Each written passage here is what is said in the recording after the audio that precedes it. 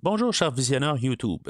Le balado que vous êtes sur le point d'écouter a été construit pour être une expérience audio seulement. Je vous invite à télécharger en version MP3 le podcast en prenant le lien dans la description ici-bas ou vous rendre sur premiervisionnement.com. Le balado est aussi disponible sur tout distributeur de balado-diffusion. Bonne écoute! Bienvenue au podcast Premier Visionnement. Welcome to the very end of the road not taken. Aujourd'hui, on parle d'un épisode de Star Trek Picard. Admiral Picard, I leave this situation in your capable hands. Bien entendu, avant de commencer à écouter le podcast, je vous suggère fortement d'écouter l'épisode de Star Trek discuté aujourd'hui, car je vais le spoiler complètement. I want to live, however briefly. Bonne écoute. Alors, re-bienvenue au 25e siècle. Normalement, à chaque semaine, lorsqu'on parle de Picard, je vous parle à partir du USS Titan A. Mais cette semaine, tant qu'à arrêter là, au musée là, des anciens vaisseaux, je vais le faire à bord du Enterprise A, puisque c'est tant qu'à être là, on va en profiter. On va parler de l'épisode 6 de la 3e saison de Star Trek Picard, The Bounty, que je suppose qu'on fait un peu la référence là, une double référence. On va parler du HMS Bounty là, qui est le vaisseau Klingon là, de Star Trek 4, Star Trek 3 techniquement là. Mais aussi de le fait là, que le Titan là, est poursuivi là, par pas mal tout le monde là, dans le fond là, fait que je pense que c'est pas mal ça qu'on veut faire référence.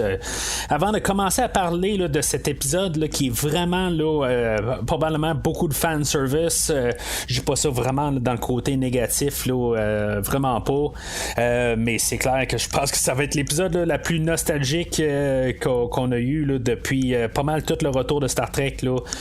Vraiment du fanservice gratuit aujourd'hui. Avant de parler de ça, si maintenant vous voulez entendre des épisodes que j'ai couverts, autant de un petit peu pas mal moins fanservice qu'aujourd'hui, certains oui, certains non, mais pour autant bien sûr, rendez-vous sur le site internet du podcast, vous allez trouver un lien direct pour tous les épisodes de Star Trek Picard dans les 3 premières saisons et aussi là, de toutes les autres séries là, actuelles de Star Trek Strange New Worlds qui va recommencer là, dans quelques mois dans le fond là, après là, la série de Picard, qui y a bien sûr Discovery, ainsi que les 2 séries animées de Star Trek Prodigy et de Star Trek Lower Decks. En même temps, c'est le but du podcast, du site internet, là, c'est vraiment pour faciliter là, de trouver tous les épisodes au complet, parce que c'est mêlé au travers de des films. En ce moment, en tant que film, si vous allez sur le podcast, ou si mettons vous suivez le podcast sur un feed, je suis en train de couvrir là, le film là, de John Wick 4 qui est sorti la semaine passée. Donc en même temps, je vous invite à suivre le podcast sur une application de balado-diffusion. Mais si maintenant vous voulez faciliter là, vos recherches sur le podcast au-dessus des 400 épisodes, c'est plus facile là, pour vous là, de vous rendre sur le site internet du podcast premiervisionnement.com. En même temps, vous pouvez suivre le podcast sur les réseaux sociaux Facebook et Twitter. Donc, contrairement à ce que je pensais pas mal là, les dernières semaines, je pensais qu'on allait avoir un peu là, des fois des bons dans le temps, mais c'est clair qu'on fait pas de bons. On se dirige là, vers le Frontier Day. On va savoir qu'on est genre à 3 jours de cet événement-là. Je me mettais à compter un peu, là, même au début, on va nous dire 72 heures, puis je pense qu'on va nous dire quelque chose comme 24 heures avant la fin de l'épisode. Fait que si c'est quelque chose comme le lendemain, là, cet événement-là, puis là, il nous reste 4 épisodes à passer avant la fin de la saison, soit l'épisode 7, l'épisode 8, l'épisode 9. L'épisode 10, je me dis que ça va être pas mal tout pour conclure. Comme que je parlais la semaine passée, ça me dit qu'on a 3 épisodes pour couvrir 24 heures. Je me dis probablement là, que la semaine prochaine, là, on va parler là, de quelque chose là, comme juste vraiment là, pour se rendre juste avant l'événement. Là, ça va être quelque chose comme le 24 heures, de savoir un peu qu'est-ce qui allait se passer à partir de là. là. Peut-être qu'on va avoir un doublon avec l'épisode 8 et 9, pas mal là, de qu'est-ce qui va se passer, puis essayer d'empêcher là, tout l'anéantissement de toute Starfleet. Puis en tout cas quelque chose qui va jouer là-dedans. Et sinon, il va rester là, juste un peu là, un après là, à la suite de ça. Je suis vraiment comme je comprends pas exactement comment on va s'en aller, là, mais je suis certain que c'est tout bien planifié là, point de vue script là, pour les prochains épisodes. Mais c'est ça, tu sais, dans le fond, on se ramasse à la suite là, de l'épisode de la semaine passée. Le Titan est toujours poursuivi. On va commencer avec ça directement pour nous montrer aussi que Starfleet sont vraiment là, à la poursuite du Titan. Dans le fond, on a une sonde que Titan laisse sur son chemin là, puis dans le fond, c'est probablement des endroits pour passer de l'information si mettons le Titan se fait détruire ou dans le fond, il fait juste laisser sa trace. Fait que on commence tout de suite l'épisode avec 3 vaisseaux qui retrouvent une des sondes pour pas retrouver le Titan. Puis on voit aussi que le Shrike, c'est pareil aussi, il est à la poursuite. Fait que on sait que le Shrike, on fallait s'en attendre là. Il y a peut-être 2 semaines où ce qu'on avait vu le Shrike qui était encore là, dans la nébuleuse, mais finalement il a réussi à sortir de là. Puis je veux dire, je suis pas vraiment surpris là, on s'entend. Donc c'est le retour de Vadic aujourd'hui là, qui est en mode poursuite aussi. Fait que le Titan là, il doit trouver refuge, puis il a essayé là, de régler là, la situation là, qui avait été apportée là, la semaine passée là, avec Roll Aaron. On va continuer un peu sur cette histoire-là un peu par la suite. Pendant tout l'épisode, on va voir le cheminement de Jack. On va savoir qu'il est atteint aussi là, du syndrome là, rhumatique là, que Picard a et que dans le fond là, qui a été transmis dans le fond c'est dans ses gènes. Ça je me dis pareil, puis même Beverly va nous parler de ça dans le fond qu'il y a des hallucinations depuis qu'il est jeune, puis dans le fond là, c'est vraiment là, à cause là, de juste la maladie là, qui a été génétiquement transférée. Fait que à quelque part je me dis ça marche pas tout à fait avec les dernières semaines. En tout cas moi je pense pas. Je pense qu'il y a quelque chose d'autre en plus de ça. Je pense qu'on essaie de nous tasser un petit peu là, de la cible là-dessus. Je pense qu'il y a quelque chose d'autre. Vraiment là, avec son comportement, il me semble qu'il y a les yeux qui sont devenus rouges là, la semaine passée ou l'autre semaine avant. Il y a quelque chose de plus louche avec ça. Ça n'a aucun rapport, je pense, avec juste la maladie là, de syndrome là, rhumatique. Mais ça, on va savoir probablement là, dans les 2-3 prochaines semaines là, qu'est-ce que ça va apporter. Là, je pense pas que c'est exactement tout ça. Mais ça va un petit peu avec la thématique de l'épisode aujourd'hui, là, où on va parler là, de pas de contrôle là, sur ce qui survit, là, qu'est-ce qu'on peut passer, là, qu'est-ce qui est laissé comme héritage. Dans le fond, ça va être pas mal une thématique de fond aujourd'hui. Ça va être apporté avec cette partie-là, là, la question de la maladie qu'ils n'ont pas choisi, là, dans le fond, là, qu'est-ce qui passait. Puis tu sais, même avec le personnage de Geordi qui va revenir aujourd'hui là, avec ses 2 enfants, que les 2 enfants ne sont pas nécessairement pareils. On a Sydney que dans le fond elle va se débattre avec son père parce que Geordi lui il voulait avoir quand même quelqu'un qui a un peu les mêmes passions que lui, mais Sydney elle a pas les mêmes passions que Geordi. Elle veut plus piloter, puis Geordi lui c'est plus le côté ingénieur.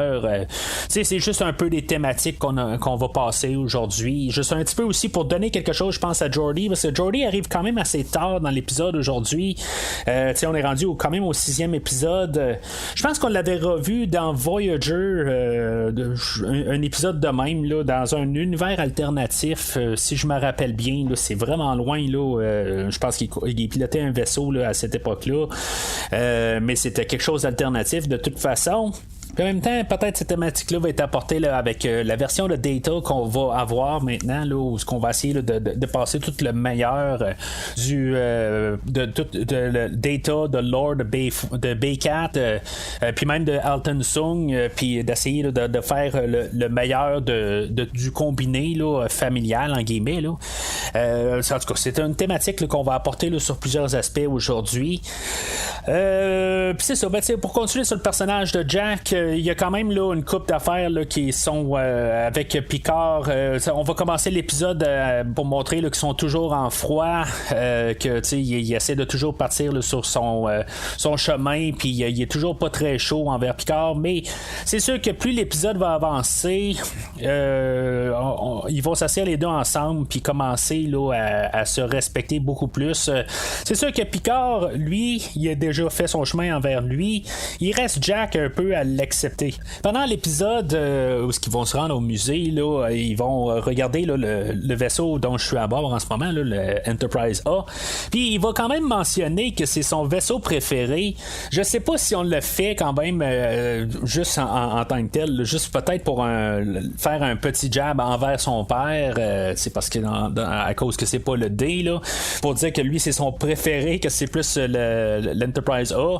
Honnêtement, je pense que c'est plus une question là, de juste pour les fans en tant que tel, là, pour revenir peut-être à la source, mais en tant que tel, là, je crois pas que ça a du sens vraiment là, d'avoir Jack qui dise que l'Enterprise A c'est son préféré, mis à part que juste vraiment là, un commentaire contre son père, tout simplement une genre de révolte, mais tu sais, en tout cas, je pense qu'on aurait pu même passer là, sur autre commentaire. Je trouve que juste cette partie-là, si c'est pas pour ça, ça n'a aucun rapport là. C'est tout simplement là, pour nous montrer là, plusieurs vaisseaux, puis c'est correct, ça je le comprends très bien là. Mais c'est pas mal l'étendue là, de Jack aujourd'hui, puis c'est ça, fait que l'épisode aujourd'hui, ben, on va voir qu'est-ce qui était pas mal annoncé là, la semaine passée, là, la rencontre là, de Raffi de Worf, que finalement ils vont rencontrer là, notre équipage sur le Titan. Selon Worf, ça fait 11 ans, 4 mois et 4 jours qu'ils ne se sont pas vus, mais ils ont quand même dégusté du vin là, du château Picard. En tout cas, de Worf et de Riker ont pu en jaser, en parler. Puis tu sais, dans le fond, ce que je peux comprendre, là, c'est que le vin du château Picard n'est pas si merveilleux que ça. Ça a l'air qu'on en vend à la sac. Là, je sais pas exactement comment ils ont fait là, le travers dans le temps, hein, quelque part. Là, pourquoi ils sont partis là, du 25e siècle là, pour l'avoir là, sur nos tablettes là, au 21e siècle. Là. Je veux juste pas comprendre, mais ça a l'air qu'à la sac, vous pouvez en trouver là, de la pénurie là, du château Picard. Je l'ai pas goûté encore. Bien sûr, j'aimerais bien juste pour le plaisir vraiment acheter une bouteille là, prochainement.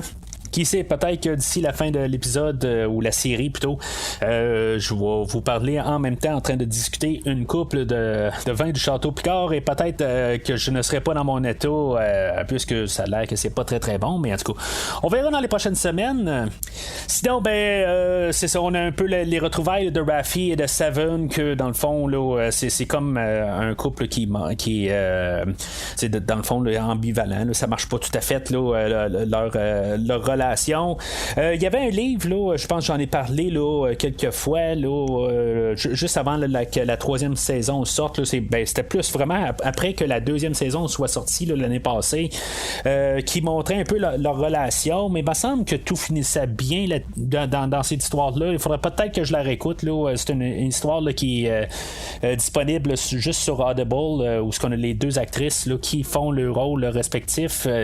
Puis c'est pas très long, là, c'est juste 2 heures. Là. Fait que si ça vous intéresse, là, vous pouvez peut-être en vérifier ça. Là. Je vais peut-être justement le réécouter là, avant le prochain épisode là, pour juste m'en situer, parce que je suis pas trop sûr, mais on le voyait là, même dans la saison 2 que ça marchait pas là, leur affaire. Raffi est toujours un petit peu là, puis Seven aussi sont pas mal les deux là, sur 2 tracks séparés. Ils essaient de quand même là, faire quelque chose ensemble, mais on voit qu'ils sont quand même là, ils ont 2 objectifs bien différents. Mais c'est ça. Fait que une fois là, que Worf arrive à bord, il va comme un peu faire un petit récapitulatif là, de la fin de la série de Deep Space Nine. Ce qui est quand même assez bien parce que comme j'ai déjà mentionné au podcast, oui, j'ai écouté la série de Deep Space Nine, mais ça fait comme très très longtemps. J'avais tenté là, de la réécouter là, il y a peut-être 3-4 ans de ça, mais j'ai juste arrêté là, à partir là, de, je pense, la 5e saison tout simplement. Puis j'ai pas continué par la suite. Fait que tu sais, juste avoir un petit récapitulatif de qu'est-ce qui s'est passé à la fin de la saison, c'était pas une mauvaise idée. Fait qu'il va se ramasser là, dans le fond, la base stellaire là, de recherche Daystrom, que dans le fond on va avoir débarqué Riker, Raffi et Worf pour trouver là, qu'est-ce qui avait pu être volé à l'institut là, de Daystrom avant d'être détruite dans le district 6, si je me rappelle bien. Puis là, ben, c'est ça, tu sais, dans le fond, pendant qu'ils vont être là, ils vont entendre de la musique, des notes, puis bien sûr, Riker, il est musicien, fait qu'il entend une note, puis c'est laquelle. Ce qui va éventuellement le faire rappeler là, la toute première épisode là, de Star Trek The Next Generation, là, quand il a rencontré Data. On va avoir un cameo là, de Moriarty, là, l'adversaire principal de Sherlock Holmes, qui est dans le fond, qui est apparu, là, je pense, à 2 reprises là, dans Next Generation, lorsque on avait un épisode où ce que Data se ramassait là, sur le holodeck et incarnait là, le célèbre détective. Mais c'est ça, fait que tout ça n'est juste comme un système de sécurité, puis on va avoir, comme j'ai mentionné plus tôt, là, une version de Data améliorée. Ça, je sais pas quoi vraiment penser de ça. Je veux dire, à quelque part, je pense que je suis devenu un petit peu émotionnel là-dessus, parce que dans le fond, on venait de venir rechercher tous nos personnages de Next Generation. C'était comme qu'est-ce qu'on pouvait clore la boucle. J'ai trouvé ça quand même assez plaisant là, de trouver une manière sans trop cracher qu'est-ce qui s'est passé là, à la fin de la saison 1, que dans le fond Data a eu une mort, puis il a pu le vivre en tant que tel, le Data comme qu'on connaît. Mais maintenant, on n'a pas exactement Data, on a comme un Data qui peut avoir comme vieilli dans le même principe que Geordi a vieilli, que Riker a vieilli, que Troy a vieilli, puis tous les autres personnages, Beverly, puis Picard bien sûr, tout le monde a vieilli puis ont un genre de vécu, fait que Data, ben on va pouvoir trouver comme une manière qui a évolué aussi depuis la dernière fois qu'on l'a vu dans le film de Star Trek Nemesis. Je pense que c'était un bon choix quand même si j'aurais été d'accord avec le fait de ne pas le revoir, que ça soit juste le Alton Sung qui soit là, mais en même temps, ben tu sais, c'est ce qu'on veut faire avec l'épisode d'aujourd'hui, ben avec la saison plutôt. Je pense avoir les retrouvailles, puis tu sais, dans le fond leur version le 2023, j'apprécie aussi là, mais c'est ça, tu sais, moi l'important là-dedans c'est que on n'annule pas qu'est-ce qui s'est passé à la fin là, de la saison 1, qui était une très bonne manière là, une très belle manière là, de terminer le personnage de Data. Sinon, ben aussi là, on va avoir beaucoup là, de clins d'œil à la série de Star Trek dans sa totalité. On a pendant qu'il recherche là, sur Daystrom, il va y avoir bien sûr des Tribbles qui reviennent. Je pense que c'est la première fois qu'on voit les dents des Tribbles, que dans le fond les Tribbles ils aiment pas les Klingons, et que aussitôt que le Tribble se rend compte qu'il y a un Klingon alentour, ben il va y sauter au visage là, mais c'est sûr qu'il est enfermé là, mais je pense que c'est la première fois là, je pense qu'on a revu des Tribbles, je pense dans Enterprise, puis bien sûr on a revu là, dans Discovery, puis dans Strange New World je pense bien là, mais je pense que c'est la première fois qu'on voit le côté dangereux d'un Tribble, même si on sait que depuis je pense que c'est la première fois qu'on voit les Tribbles, que les Tribbles n'aiment pas les Klingons là, mais Mais en tout cas, fait que c'est bon comme ça, là, juste des petits Easter eggs. Sinon, ben c'est ça. Pendant ce temps-là, ben, le Titan qui doit avoir laissé là, nos 3 personnages là, sur la base stellaire, eux autres doivent quitter là, parce que Starfleet sont à la poursuite et que dans le fond là, ils vont se mettre à attaquer là, le Titan là, dans le fond à essayer là, de l'arrêter. Puis il va se ramasser sur Ethan Prime alentour en orbite plutôt de Ethan Prime, puis là, c'est là qu'ils vont rencontrer Geordi et que là on va avoir le musée des vaisseaux. J'ai juste calculé rapidement là, à l'écran, je voyais l'espace pour au moins 16 vaisseaux. Je me dis ça n'a juste pas vraiment de sens là. Je peux pas croire qu'il y a juste 16 vaisseaux là, qui ne sont plus qui doivent juste mettre là, au musée là, tout simplement là. Peut-être qu'il y a des vaisseaux qui ne servent pas à grand chose, c'est vraiment juste les 16 vaisseaux qui ont marqué le temps. Et éventuellement il n'y aura pas un 17e vaisseau où on va devoir retasser là, un vaisseau à quelque part. Il va mentionner qu'il y a un vaisseau qu'il va avoir tassé pour pouvoir stationner le Titan A. Je sais pas c'est quoi ce vaisseau-là. Il y a peut-être quelque chose que j'ai pas tout à fait compris. Est-ce qu'on va ramener la soucoupe du Enterprise D? Je le sais pas tout à fait. Mais en tout cas, alentour, j'ai pu remarquer, je sais pas si c'est bien le NX-01. En arrière du, je pense que c'est le Enterprise E, l'Enterprise A, excusez. Je suis juste pas capable de voir là, l'endroit que je suis assis, tout simplement. Là, la caméra arrière là, de l'Enterprise ne fonctionne pas, désolé. Mais le NX-01, comme qu'on le connaissait là, dans les 4 premières saisons de Enterprise, devait être reconstruit dans la saison 5 si mettons la série aurait été aurait eu une continuité là. On devait le modifier et il devait ressembler un petit peu plus à l'Enterprise. Il devait avoir quelque chose en dessous pour supporter là, les 2 nacelles et ça se trouve là, facilement là, sur Google. Puis c'est juste qu'en arrière là, de l'Enterprise E, je ne saurais pas dire le E, c'est le A, on voit vraiment de loin, là, on voit un vaisseau qui ressemble beaucoup à le NX-01, version modifiée de la 5e saison. Je ne sais pas si c'est vraiment le NX-01. J'aurais aimé ça le voir en gros, vraiment là, sur l'écran, mais on n'en fait pas mention. Je ne sais pas si, mettons, il va revenir plus tard dans la saison, quelque part, si on va trouver une manière là, de peut-être le mettre plus à l'avant-plan, mais sinon je suis bien content là, de tout de même revoir là, pas mal tous les vaisseaux là, qu'on a vus principal là, dans toutes les séries, là, le Defiant, le Voyager, l'Enterprise A, que dans le fond on a réparé, puis après ça ben, on a envoyé au musée tout simplement, on y a redonné une couche de peinture, on a réparé là, tous les trous qui s'est fait bombarder là, par le général Chang là, à la fin de Star Trek 6. Mais c'est ça, quelque part on y revoit tout, puis bien sûr on voit aussi le HMS Bounty de Star Trek 4. Puis tu sais dans le fond ça va être un moment clé pour l'épisode où on va voler là, le système occulteur du HMS Bounty.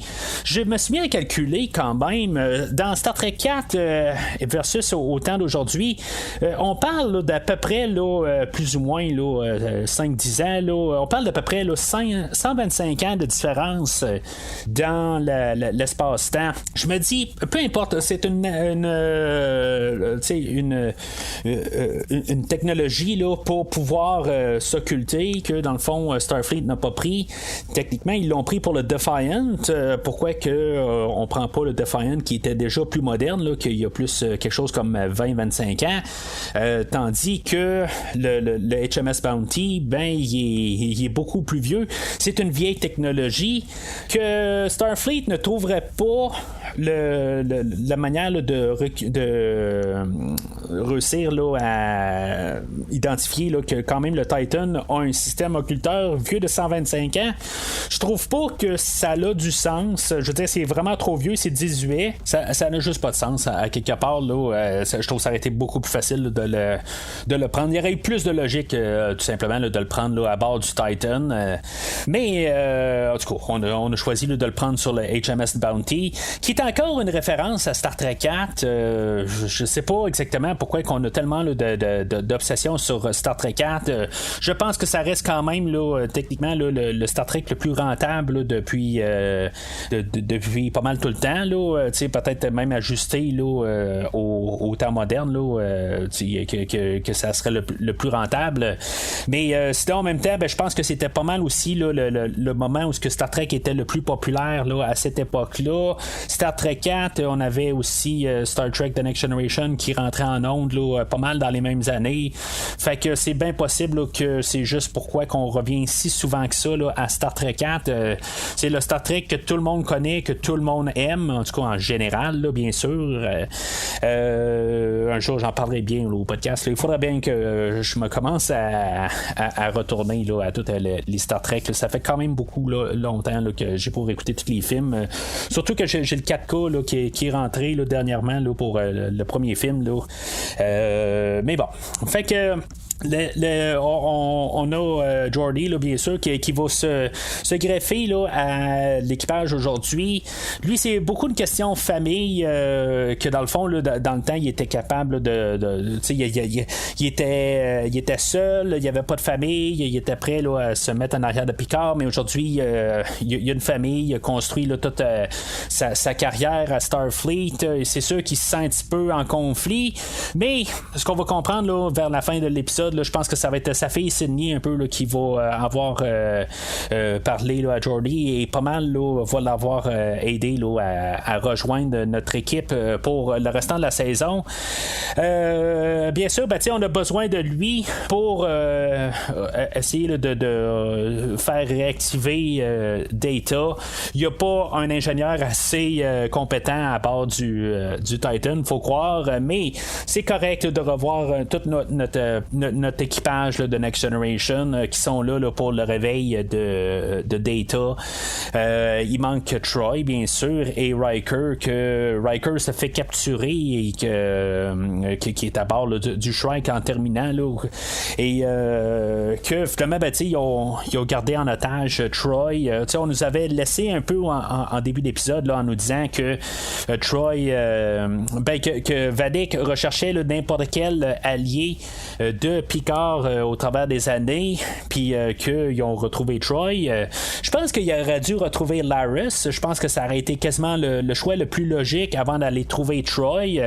Mais bon, je comprends pourquoi qu'on va chercher Troy plus que Laris. Laris a été comme tassé tout de suite en début de saison.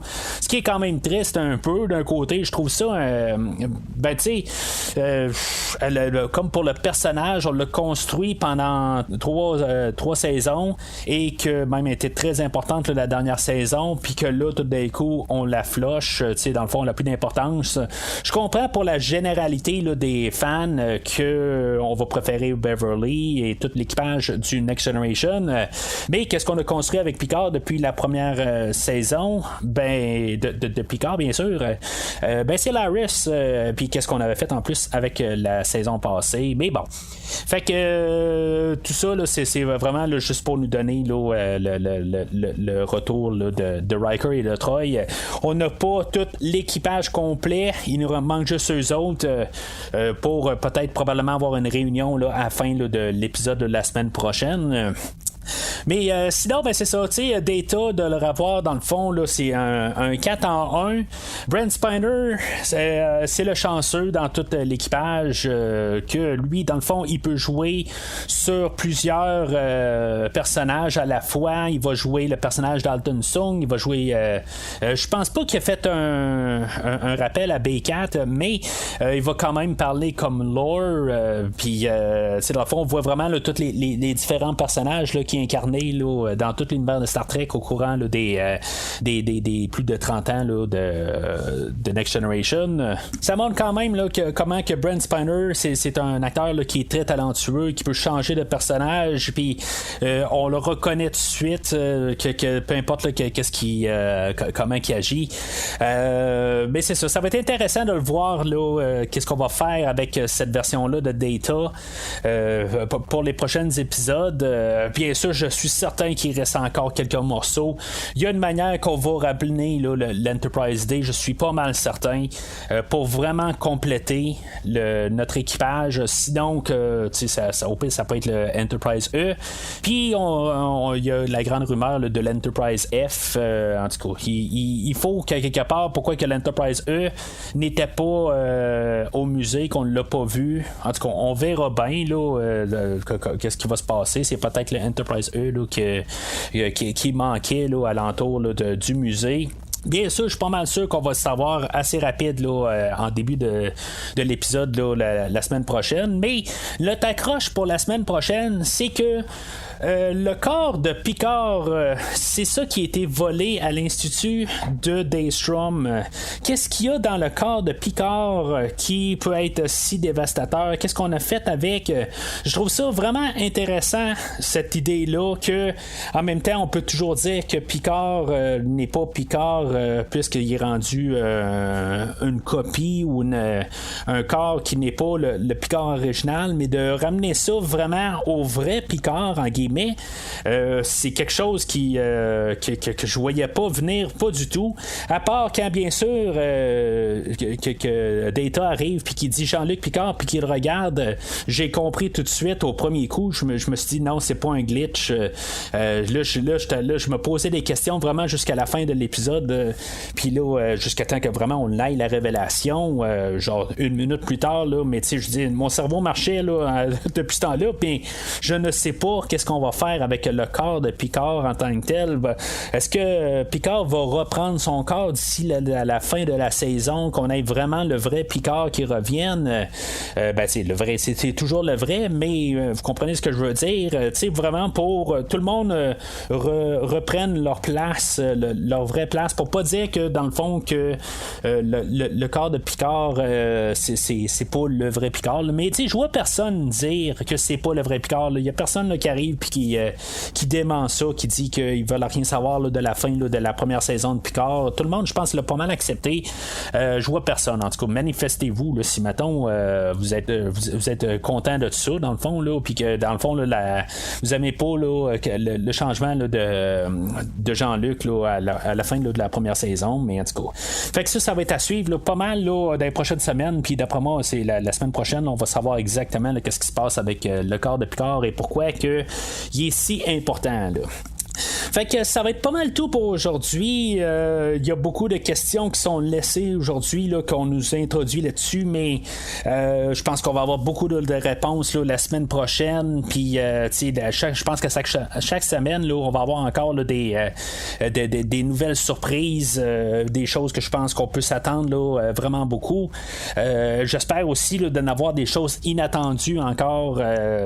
C'est sûr que on va avoir au moins un épisode où on va avoir tous nos personnages là, rassemblés, mais c'est qu'est-ce qu'on va faire avec tout ça, puis à bord de quel vaisseau qu'on va être. Ça va être quelque chose là, qu'on va devoir patienter là, semaine par semaine là, jusqu'à la fin de la saison. Mais c'est ça. Fait que n'hésitez pas à commenter sur l'épisode d'aujourd'hui avec le post sur Facebook ou Twitter, l'endroit de votre choix. N'hésitez pas à republier là, l'épisode quand vous le voyez là, à des endroits là, que vous pensez que ça pourrait intéresser des gens d'écouter le podcast. C'est toujours bon là, juste de republier, de parler là, du podcast. Plus qu'il y a de monde là, qui écoute le podcast, là, plus c'est le fun pour tout le monde, tout simplement, puis d'avoir vos pensées. La semaine passée, je parlais j'avais posé la question là, si mettons vous seriez pour une série avec Shaw qui serait aux commandes là, du Titan pour une série un spin-off là, de la série Picard. J'ai une réponse ici là, de Alexia Chandonnet, excusez, elle a dit je préférais une série canon avec Seven of Nine aux commandes de l'Enterprise ou du Titan A. Elle n'est pas trop âgée et ferait une super capitaine. Je suis d'accord d'un côté que Seven of Nine a quand même les compétences. Je pense qu'elle pourrait tenir le show. Ce serait comme le bon lieu là, entre la nostalgie puis qu'on pourrait quand même continuer avec une